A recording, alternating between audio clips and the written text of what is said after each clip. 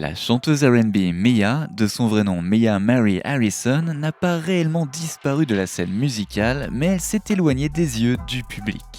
Elle a obtenu le statut double platine avec son album éponyme à l'âge de 18 ans grâce à ses talents de danseuse et à sa voix sensuelle qui ont fait des vagues tout au long du début des années 2000. Ses tubes Ghetto Superstar et Case of the X restent des classiques du R&B. L'impact de Mia sur la mode et l'esthétique de l'an 2000 est indéniable, et ses efforts pour promouvoir l'amour-propre et la positivité corporelle s'alignent sur les fashionistas modernes de l'an 2000. En 2001, elle devient porte-parole du programme secret pour l'estime de soi destiné aux adolescentes. Les paroles de Mia, telles que « Je suis libre, célibataire, sexy et douce et je gagne mon propre argent » responsabilisent les femmes grâce à sa forte présence féminine. Elle faisait partie d'un mouvement néo-soul qui comprenait les reines Aaliyah et Ashanti, qui a apporté une approche innovante du R&B et a ouvert les portes à une ère musicale dirigée par des femmes. Mais à quel moment tout cela a-t-il basculé pour la Ghetto Superstar ? Nous allons plonger dans les drames du début de sa carrière et sur ses projets actuels. Salut à tous et bienvenue sur Vraie Histoire de Star, la chaîne YouTube qui dévoile la face cachée des célébrités. Aujourd'hui, nous plongeons dans l'univers de Mia. Alors, si vous êtes nouveau sur la chaîne, n'oubliez pas de vous abonner et d'activer la cloche de notification pour ne manquer aucune de nos prochaines vidéos. Mia Harrison est née en octobre 1979 à Washington DC et a grandi avec ses deux jeunes frères. Son père, Sherman, était chanteur et musicien, tandis que sa mère, Teresa, était comptable. La principale activité extrascolaire de Mia était la danse, même si elle a suivi des cours de violon tout au long de son enfance. À l'âge de 2 ans, elle a commencé des cours de ballet et à l'âge de 4 ans, des cours de jazz et de claquettes. Lorsque le célèbre danseur de claquettes Savion Glover s'est rendu à Washington DC pour un atelier, Mia a eu l'occasion d'étudier avec lui et a même interprété un solo lors d'un spectacle de danse au Kennedy Center dirigé par Glover. Après avoir réalisé le véritable intérêt de sa fille pour la danse et la musique, le père de Mia a commencé à faire circuler sa démo et a attiré l'attention de Haq Islam, le PDG d'University Music Entertainment. Mia a ensuite signé un contrat avec University Music Entertainment aux côtés d'Interscope Records à seulement 15 ans. Lorsque Mia a finalement terminé ses études secondaires au lycée Eleanor Roosevelt à Greenbelt dans le Maryland, elle a suivi quelques cours à l'université du Maryland, à College Park, mais s'est principalement concentrée sur sa musique en studio d'enregistrement. C'est à cette époque que les maisons de disques de Mia ont réuni un groupe de collaborateurs très talentueux pour travailler sur son premier album. Collaborateurs qui comptaient Diane Warren, Silkza Shocker, Missy Elliott et Drew Hill. 3 ans après avoir signé son contrat musical, Mia a sorti son premier album éponyme en avril 1998. L'album a été un énorme succès, se vendant à plus de 2 millions d'exemplaires dans le monde et obtenant la certification platine. Cependant, malgré ses réalisations professionnelles, Mia a été confrontée à des difficultés personnelles. Sa mère a reçu un diagnostic de cancer du sein et le mariage de ses parents était en train de s'effondrer. La mère de Mia a refusé de quitter l'hôpital jusqu'à ce que le divorce soit finalisé. Et comme si Mia n'en avait pas assez à faire, elle a dû faire ses preuves auprès de son label qui voulait qu'elle rivalise avec d'autres grands groupes adolescents de l'industrie du R&B tels qu'Aaliyah, Brandy et Monica. Mia était la seule artiste R&B sur la liste du label et son objectif était de subvenir aux besoins financiers de toute sa famille, à l'exception de son père qu'elle a licencié en tant que manager après que sa mère ait demandé le divorce. Mia a partagé avec Vibe qu'elle se sentait responsable d'offrir une vie meilleure à sa famille, surtout après tous les sacrifices que sa mère avait fait pour elle. Cependant, la pression pour réussir et les troubles au sein de sa famille sont devenus accablants pour la jeune artiste. Dans une interview avec Refinery29, Mia a admis qu'elle se sentait incertaine quant à la survie de sa mère et à l'état d'esprit de son père pendant cette période difficile. Elle avait également honte de voir sa famille se désagréger comme ça. Mia a donc eu recours à la prière et aux larmes, mais s'est finalement retirée et est devenue incapable de gérer la situation. Craignant alors que son label ne l'oblige à faire une pause s'il savait ce qu'elle traversait, elle a persévéré et rempli ses obligations contractuelles. Les albums de Mia, Fear of Flying en 2000 et Mood-Ring en 2003 ont marqué son succès dans l'industrie musicale, mais après cela, elle a décidé qu'il était temps de donner la priorité à son propre bien-être. En 2005, elle est retournée dans sa ville natale de Washington DC où son frère lui a construit un studio d'enregistrement. Tout en poursuivant sa passion pour la musique, Mia a fondé une organisation caritative pour les enfants issus de foyers brisés et a recommencé à enseigner la danse jazz. Elle a également travaillé pour résoudre les conflits au sein de sa famille immédiate et trouver la paix intérieure. Mais malgré son intention de prendre une pause dans l'industrie musicale, elle a été invitée à rester impliquée. En guise de compromis, elle a signé avec l'agence Ford Modeling et a fait appel à une nouvelle équipe de direction pour gérer sa carrière de chanteuse.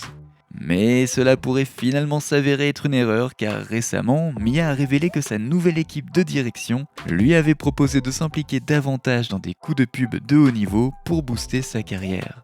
Cependant, elle a refusé de participer à un coup publicitaire juste pour rester pertinente dans les médias. Mia a révélé dans une interview avec On97 qu'elle avait licencié plusieurs managers et publicistes qui lui avaient suggéré de sortir avec quelqu'un afin d'augmenter les ventes de son album. Malgré son positionnement, les médias ont continué à répandre des rumeurs vicieuses à son sujet. En 2005, une querelle entre 50 Cent et The Game a éclaté et la chanteuse de It's All About Me s'est retrouvée prise au milieu du drama lorsque les deux rappeurs ont affirmé avoir eu une relation sexuelle avec elle.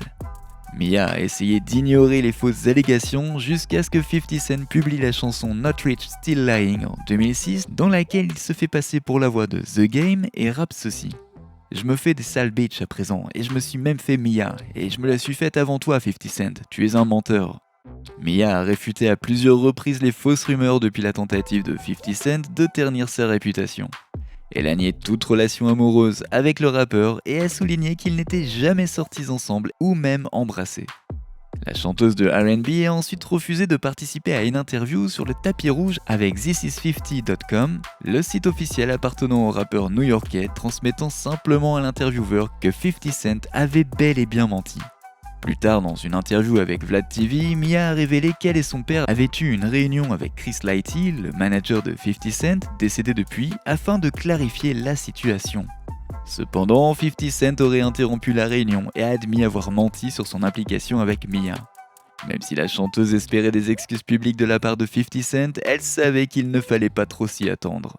Elle a donc déclaré ceci. « J'ai dit ce que j'avais à dire. À présent, vous devriez prier pour certaines personnes. » Des rumeurs circulaient également selon lesquelles Mia aurait eu une liaison de 11 années avec Jay-Z après leur collaboration sur la chanson Best of Me Part 2. Cependant, lorsqu'un abonné lui a posé des questions à ce sujet sur Instagram, Mia a rapidement mis fin aux rumeurs, déclarant que cela n'avait jamais été vrai. En 2009, d'autres rumeurs ont fait surface concernant la vie amoureuse de Mia. Dans une boîte de nuit, elle a croisé la route de Gucci Mane et ils ont pris une photo ensemble. Alors qu'elle faisait ses adieux au rappeur de Wake Up in the Sky, elle s'est penchée vers lui car ils n'arrivaient pas à s'entendre à cause de la musique forte du club. Les paparazzi ont alors pris des photos suggérant qu'elle et le rappeur étaient sur le point de s'embrasser. Mia a ensuite publié une déclaration par l'intermédiaire de DJ Wookid, réfutant toute idée selon laquelle elle et Gucci auraient eu une relation amoureuse. Comme c'est épuisant de devoir tout le temps se justifier publiquement. À la suite de son drama en 2006, Mia a quitté son ancien label et a signé avec Universal Motown, enregistrant ainsi son 4e album Liberation en seulement 3 mois. Cependant, en raison de coupes budgétaires, la date de sortie a été retardée à plusieurs reprises jusqu'à ce que l'album soit accidentellement divulgué au Japon.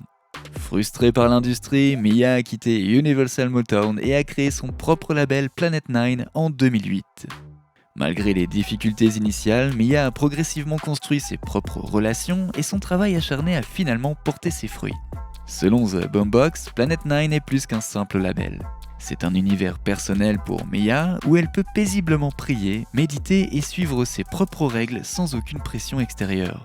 C'est aussi une plateforme pour elle, lui permettant de se connecter avec ses fans, dont certains font même désormais partie de son équipe créative. Par exemple, un fan talentueux du Mexique qui a créé des œuvres d'art pour Mia a été employé par Planet 9 pour concevoir du matériel promotionnel. D'autres fans ont également été formés par Mia pour travailler comme road managers et photographes. La vie d'artiste indépendante semblait fonctionner pour la chanteuse de Lady Marmalade.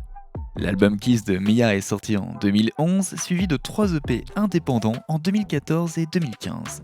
Elle a ensuite sorti son album studio Smooth Jones en 2016 qui a gagné la reconnaissance de l'industrie et lui a valu une nomination pour le meilleur album R&B aux Grammys de 2017.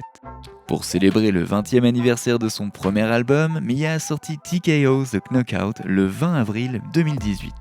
Mais malgré un succès critique, Mia est restée silencieuse sur le plan musical. Selon Mia, ses fans lui demandent régulièrement de sortir de la nouvelle musique et elle leur conseille gentiment de consulter son site web et ses comptes sur les réseaux sociaux.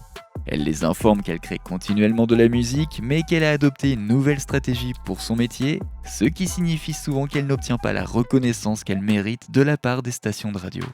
Mia ne dispose peut-être pas toujours des ressources d'un grand label pour promouvoir sa musique, mais elle reste engagée dans son processus créatif. Et malgré les défis de carrière auxquels elle a été confrontée, Mia continue de passer de longues heures en studio, ne le quittant parfois qu'au petit matin.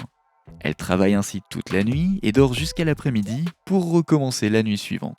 Afin de respecter les délais, elle reste parfois sans manger pendant des jours, ce qui inquiète évidemment sa famille. Bien qu'il lui ait demandé d'envisager d'autres options de carrière en raison des dépenses liées au fait d'être une artiste indépendante, Mia ne se laisse pas décourager. Elle pense que sa nomination aux Grammy Awards de 2017 est bien la preuve que son travail acharné et ses sacrifices en valent la peine. Mia s'est créé un monde positif et élimine tout ce qui menace son bonheur. Elle sélectionne soigneusement les opportunités à poursuivre afin de se protéger des énergies négatives, comme elle l'a expliqué à The Source. Cependant, en 2018, une opportunité idéale s'est présentée lorsqu'on lui a proposé un rôle dans la série dramatique Fifth Ward.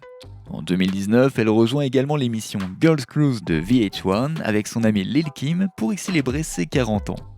Pendant cette période, elle a collaboré avec divers artistes, dont Tory Lanez. Et en décembre 2019, TMZ a rapporté que Mia s'était mariée aux îles Seychelles, mais il s'est révélé plus tard qu'il s'agissait d'une tactique promotionnelle pour sa chanson The Truth, dans laquelle elle se marie. Dans une interview avec le magazine Essence, Mia a révélé qu'elle travaillait actuellement sur son 9e album studio, dont la sortie est prévue pour 2020. Cependant, la mise en œuvre a été retardée en raison de la pandémie de Covid-19. Et même si elle n'est peut-être plus autant sous le feu des projecteurs qu'avant, elle se contente d'avoir une totale autonomie sur sa carrière et sa vie personnelle. Le sentiment d'épanouissement de Mia est de ce fait admirable et nous l'en félicitons. Tout cela conclut notre plongée dans la carrière mouvementée de la chanteuse R&B Mia. Malgré ses difficultés personnelles et la pression de l'industrie, Mia a laissé un impact indéniable sur la scène musicale au début des années 2000. Sa voix sensuelle, ses talents de danseuse et son sens de la mode faisaient d'elle une force avec laquelle il fallait compter dans l'industrie musicale. Mia a également utilisé sa plateforme pour promouvoir l'amour-propre et la positivité corporelle, responsabilisant ainsi les femmes grâce à ses messages. Et même si elle s'est éloignée de l'industrie musicale pour donner la priorité à son bien-être, Mia continue de poursuivre sa passion pour la musique et de donner en retour à sa communauté. N'oubliez pas de laisser des commentaires pour partager avec nous votre avis et opinion sur toute cette histoire et peut-être nous apporter des idées neuves sur tout ça. N'oubliez pas de cliquer sur le bouton d'abonnement pour rester à jour sur toutes nos vidéos. À bientôt!